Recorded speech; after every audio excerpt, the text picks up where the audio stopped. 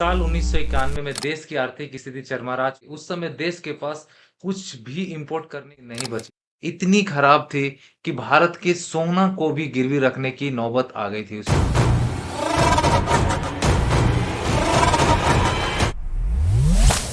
थी। सालों महीनों के लिए नहीं, बस सिर्फ कुछ दिन के लिए फॉरेन करेंसी का रिजर्व बचा था। सेल प्राइस जो थी वो 13% से अब चल रही थी। रिटेल इन्फ्लेशन भी लगभग 70।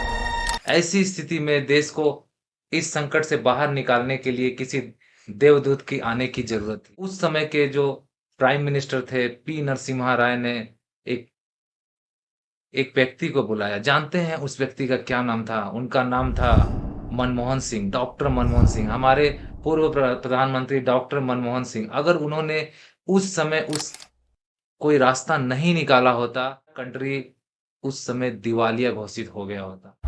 सबसे पहला था गल्फ वार। जो कंट्रीज उस समय गल्फ वार में लगी हुई थी, इसकी वजह से कच्चे तेल की प्राइसेस काफी हाई हो रही थी।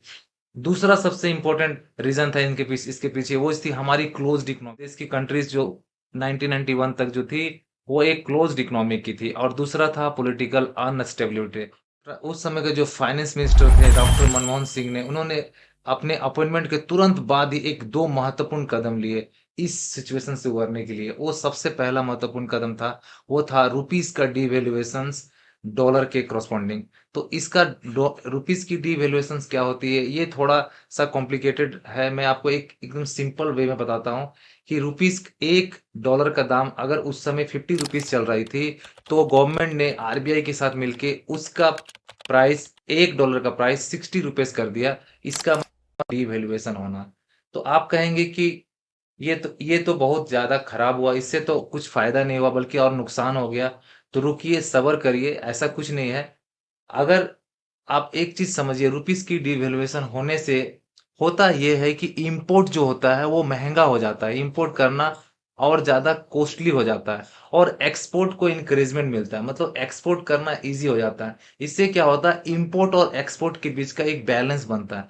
और यही बैलेंस ऑफ पेमेंट उस समय गड़बड़ था, जिसको उन्होंने स्टेबलाइज करने के लिए इस कदम को उठाया। और दूसरा उनका सबसे इंपॉर्टेंट कदम था, वो था गोल्ड को गिरवी रखा उन्होंने। बिल्कुल सही सुना आपने। देश की स्थिति में तो भारत की जो रिजर्व की जितने भी गोल्ड्स थी, उनको 4 ट्रंच में आपको रिजर्व बैंक ऑफ इंग्लैंड के पास इसे गिरवी रखा गया। पैसे से इनका फॉरेन रिजर्व थोड़ा सा बेटर पोजीशन। चीज जो मैंने, जैसा कि मैंने आपको अपने थंबनेल में बताया था, एक ऐसा सेक्शन जिसने पूरे कंट्रीज की, पूरे देश का को एक अलग मुकाम पे ले गया, उस सेक्शन का नाम था एटीआईए। जी हाँ, उस समय 1991 से लेके 1995 के बीच बहुत सारे फॉरेन ट्रेड पॉलिसीज में चेंजेस हुई, न्यू ट्रेड पॉलिसीज लाई गई और भारत को एक ग्लोबलाइजेशन और लिबरलाइजेशन की तरफ बढ़ने का कदम बढ़ाया गया। अब देखिए, ग्लोबलाइजेशन और लिबरलाइजेशन ये थोड़ा सा एक टेक्निकल वर्ड सा लग रहा है, लेकिन इसका सिंपल मीनिंग है कि जो भारत की इकोनॉमिक्स थी पहले एक क्लोज्ड इकोनॉमी थी, मतलब विद इन ए कंट्रीज जो भी ट्रेड होती थी, बाहर के इन्वेस्टमेंट जो थी वो नहीं आती थी। तो उस समय के जो फाइनेंस मिनिस्टर थे और जो प्राइम मिनिस्टर थे, उन्होंने इसको ओपन किया दूसरी कंट्रीज के लिए। और उसके बाद वहां से फंड आना स्टार्ट हुआ। जो हमारा फॉरिन फॉरिन डायरेक्ट इन्वेस्टमेंट था, वो मैन्युफैक्चरिंग सेक्टर में या फिर सेक्टर में, उसको और इंक्रीज किया गया उसकी लिमिट को। और इस तरह उन्होंने स्टार्टिंग किया। अब जो एक इंपॉर्टेंट चीज मैंने बताया वो सेक्शन 80IA, उस सेक्शन को समझने से पहले आप एक चीज समझिए कि जो भी भारत में इनिशियल पीरियड में जो डेवलपमेंट देखने को मिली है, जो आपका इंपॉर्टेंट जो ब्रिजेस बने हैं, जो रोड्स बने हैं, जो पोर्ट्स बने हैं, जो एयरपोर्ट्स बने हैं, ये सारी चीजों का इनिशियल फेज में जो डेवलपमेंट हुआ है, उसमें इस सेक्शन का बहुत बड़ा रोल है।